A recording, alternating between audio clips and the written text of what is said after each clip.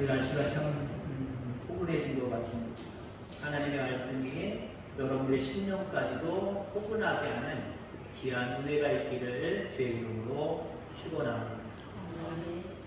우리가 희비가 엇갈리다, 희비가 결정된다 라고 하는 말을 쓰지. 즐거움과 슬픔이 나눠진다는 거예요. 희비가 엇갈린다는 건 그런 거예요. 한일 경기가 벌어지면 한국이 앞서갑니다. 우리나라 사람들은 기뻐하겠죠. 즐거워하겠죠. 일본 사람들은 울상이죠. 슬픕니다. 그게 희비입니다. 슬픔과 기쁨, 이것이 나뉘어진다, 갈려진다. 우리 인생을 살아가면서도 어떤 사람은 늘 기쁘고 어떤 사람은 늘 슬픈 사람은 없어요. 자기 한 개인이 때로는 슬플 때도 있고 때로는 기쁠 때도 있는 거예요. 두 가지 동시에 느낄 때도 있어요. 금방 연속해서 느낄 수도 있고요. 조금 시간이 지나서 요때는 즐거웠는데 요때는 좀 슬펐다라고 하는 것을 우리는 느끼게 되죠. 오늘 기쁨에 대한 이야기를 하려고 합니다. 여러분들 언제 무엇 때문에 희비가 엇갈립니까? 희비가 결정됩니까? 세상 사람들은 눈에 보이는 것들로 희비가 엇갈립니다. 뭔가 들어오는 게 많으면 하하호호 즐거워요. 근데 갑자기 느닷없이 뭔가 빵꾸가 나서 구멍이 나서 쑥 새버리는 것처럼 뭔가 가지고 있는 것들이 나가면 어떻습니까? 아유 슬프지요. 세상 무너지는 것 같죠. 여러분들 이것에 연연하는 저와 여러분들 되지 않게 되기를 주의 이름으로 축원합니다. 오늘 세례 요한이 나옵니다. 물론 예수님도 등장하고요. 세례 요한은 예수님보다 6개월 먼저 태어났습니다. 세례 요한의 어머니와 예수님의 어머니 둘 사이는 친족입니다.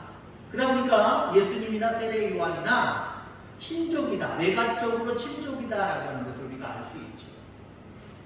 세례 요한은 예수님보다 6개월 먼저 태어났을 뿐만 아니라 무엇이든지 조금씩 앞서갔어요. 그 중에 하나가 회개하라 천국이 가까웠느니라, 천국 복음을 전하는 주의 길을 예비하는 일도 세례 요한이 먼저 하고 또 나중에 예수님도 같은 말씀을 증거하시는 모습을 우리가 바라보게 되죠. 물로 세례를 주는 것도 세례 요한이 먼저 했습니다. 예수님도 세례 요한한테 세례를 받으셨잖아요. 그리고 예수님도 나중에 세례를 베푸셨습니다. 세례 요한에게도 사람이 몰리기 시작을 하고 예수님에게도 사람이 몰리기 시작을 합니다. 그러던 어느 날 세례 요한의 제자들이 슬픈 얼굴로 와서 볼멘 소리를 합니다. 얼굴 보면 알잖아요. 아마 대단히 슬픈 얼굴을 하고 세례 요한에게 찾아왔을 거예요. 선생님이요, 당신이 말씀하셨던 그 사람 예수님이 저쪽에서 세례를 베풀고 계시는데 우리에게 와야 될 사람들이, 우리에게 왔던 사람들이 다 불로 빠져나갑니다 라고 이야기합니다. 세례 요한의 제자들은 눈에 보이는 상황들을 살핀 거예요. 전에는 내가 의지했던 선생님에게 다 조아려서 와서 세례를 받았는데 그랬던 사람들이 줄이 저쪽으로 들어가기 시작을 합니다. 물론 저쪽으로 오는데 저쪽으로 더 많이 가기 시작을 합니다. 그게 슬펐던 거예요. 그게 속상했던 거예요. 눈에 보이는 그 줄을 바라보면서 우리한테 더 많이 와야 되는데 저쪽으로 가고 있다는 거예요. 그래서 슬픈 얼굴로 슬픈 목소리로 자기 선생에게 이렇게 말하는 겁니다. 그때 세례 요한이 이렇게 이야기를 합니다. 신부를 취하는 자는 신랑이나 서서 신랑의 음성을 듣는 친구가 크게 기뻐하나니 나는 이러한 기쁨으로 충만하였느니라. 예수님의 기쁨은 세례 요한의 기쁨은 그게 기쁨이 아니라는 거예요. 예수님한테 갈 사람들이 나한테 와서 줄이 나한테 서서 그것으로 기쁨을 삼는 것이 아니라 신랑은 예수님이라는 거예요. 주인공은 예수님이라는 거예요. 나는 들러리에 불과하며 예수님의 친구일 뿐이라는 거지. 이따 후반에 말씀드리겠습니다만 나는 예수님의 친구일 뿐이었기 때문에 나한테 오는 기쁨보다 오히려 예수님 앞에 가는 기쁨이 나는 더 크다라고 이야기합니다. 여러분 그렇습니다. 나 말고 예수님 때문에 기쁜 것, 예수님이 기뻐하시는 것, 이것으로 내 기쁨을 삼겠다는 거예요. 여러분들 기쁨의 근간이 여기에 여러분도 있게 되기를 주의 이름으로 축원합니다. 세례요한의 기쁨의 근간은 눈에 보이는 상황 현상이 아니라 예수님이 기뻐하시면, 하나님이 기뻐하시면 나도 기뻐, 그것으로 기뻐, 그거라는 거예요. 여러분들의 기쁨은 똑같습니까? 하나님이 기뻐하시고 하나님의 귀한 일들을 통하여서 우리가 하나님 앞에 영광 돌 때 그 모습을 보고 하나님 춤추실 때 우리도 기쁩니까? 아니면 내 개인적인 상황 가운데 있으면서 눈에 보이는 현상들이 내가 원하는 것들로 되어질 때 그때 기뻐하십니까? 세례 요한의 기쁨의 근원이 여러분들의 근원이 되기를 주의 이름으로 축원합니다. 요한의 기쁨은 도대체 그럼 무엇이었을까요? 요한의 기쁨은 자기 위치를 아는 데서 오는 기쁨이었다는 거예요. 그렇습니다. 참된 기쁨은 나 자신을 똑바로 알 때 오는 거예요. 나 자신이 내 위치가 아닌 다른 위치에 놓을 때 우리는 진정한 기쁨을 누릴 수 없어요. 하나님이 정한 내 위치가 있어요. 그 위치를 깨달을 때, 그리고 그 위치 속에 내가 살아갈 때 우리는 참된 기쁨을 누릴 수 있는 거예요. 불만에 가득 찬, 슬픔이 가득 찬 골면소리라는 제자들에게 요한의 첫 마디는 만일 하늘에서 주신 바 아니면 사람이 아무것도 받을 수 없느니라. 자, 처음에 나한테 사람들이 몰려들든 나중에 이제는 예수님 앞에 몰려들든 이거는 전부 하나님의 주신 것 따라서 되는 거라는 거예요. 하나님의 한마디로 뜻이라는 거예요. 이것 때문에 너희는 슬퍼하지 말어. 이게 다 하나님 뜻이야. 하나님의 뜻을 아는 사람은요 슬퍼하지 않아요. 애통해하지 않아요. 아, 하나님의 뜻인데 뭐 내가 어떻게 할 거야. 하나님은 선하게 인도하시고 풍성하게 우리에게 주시는 분인데 잘못될 건 없잖아. 하나님이 인도하신다는데 하나님의 뜻이라는데 여기에 참된 기쁨의 근원이 여러분들에게 있기를 주의 이름으로 축원합니다. 사람은 누구나 주인공이 되기를 원하는 것 같아요. 그렇죠, 뭐 우리 속에 있는 본심입니다. 사람은 누구나 어떤 무리들 속에서 자기가 주인공 되고 싶어합니다. 종이 되고 싶은 사람 한 사람도 없을 거예요. 그런데 오늘 요한을 보세요. 하나님이 자신을 세워주신 자리는 주인공 앞에 보냄을 받은 자리인 거예요. 바로 저분을 내가 예비하기 위해서, 그분을 내가 맞이하기 위해서 그 전에 6개월 전에 나를 먼저 하나님이 선택하셔서 그분 앞에 그분의 길을 닦기 위해서 나를 선택해 주신 것이다. 이제 예수님이 나에게 비록 세례를 받으셨지만 그분이 이제 메시아로서 세례를 주시며 활동하기 시작을 하니까 나는 조용히 사라지는 것, 자기 위치를 좀 깨닫는 거예요. 자기 위치를 깨닫는 거예요. 저는 우리 태학교회에 하나님이 보내주신 종, 여러분들에게 하나님이 보내주신 사자, 그 이상도 그 이하도 아닙니다. 그 이상으로 저를 높이실 분은 없겠습니다만은 저도 안 받겠습니다. 저는 그 이상도 그 이하도 아닙니다. 목회자도요, 그 자리를 잃어버릴 때 교회가 어려워지는 거예요. 많은 목사님들이 그 자리를 지켜오셨기 때문에, 길든 짧든 그 자리를 지켜오셨기 때문에 오늘의 태학교회, 찬송할 맛이 나는 태학교회, 그 교회가 지금까지 이렇게 성장해 온 겁니다. 앞으로 더 성장해 갈 수 있기를 바랍니다. 목회자는 하나님이 보내주신 종으로 그 자리를 끝까지 유지하고 지키고, 성도들이 지켜야 될 하나님이 주신 그 자리를 지키면서 모든 일들을 감당할 때 우리 속에 이 교회 안에 진정으로 하나님이 주시는 참된 기쁨으로 가득한 그런 모습이기를 주의 이름으로 축원합니다. 하나님이 나를 어떤 자리에 세우셨는가를 여러분들 볼 수 있기를 간절히 소망합니다. 그리고 그 자리에 세워주심을 감사하세요. 그리고 그 세우심에 합당하게 서가시기를 바랍니다. 거기에 진정한 기쁨이 있는 거예요. 내 자리를 망각하고 내게 주신 자리가 이것밖에 안 돼? 아이 싫어. 감사하지 않고 그 자리를 이탈하는 순간부터 모든 일들 속에 괴로움만 있을 거예요. 기쁨은 없을 거예요. 내게 주신 자리, 어떤 자리도 관계없어요. 귀천이 없어요. 하나님이 내게 주신 자리는요, 위치는요, 직분은요, 좋고 나쁘가 없어요. 나쁜 거 없어요. 좋은 건 있죠, 물론. 다 은혜입니다. 그 자리에 감사하시고요. 그 자리에서 여러분이 맡겨진 귀한 사명 잘 감당하게 되기를 주의 이름으로 축원합니다. 자, 요한의 기쁨은 도대체 또 어떤 기쁨일까요? 사람들을 예수님께 인도하는 기쁨입니다. 우리 아들과 있습니다만은 지난주 월요일 날 성탄절 때였던 것 같아요. 이름이 뭐냐 뭐 이렇게 물어보다가 예인, 이름의 뜻이 뭔가 설명을 했지요. 임금 예자에다 뜰 인자입니다. 간단하게 하면 예수님의 사람이라고도 볼 수 있습니다만은 더 정확하게 한자적으로 표현하면 만왕의 왕이신 임금 예자, 만왕의 왕이신 예수님께 끌인 많은 사람들을 끌고 간다, 끌어들인다 라고는 하는 의미예요. 그것보다 해석이 좋네. 그런 의미예요. 여러분들 예인해야 될 사람은요, 제만이 아니라 여러분도 마찬가지예요. 그럴 때 참된 기쁨이 있는 줄 믿습니다.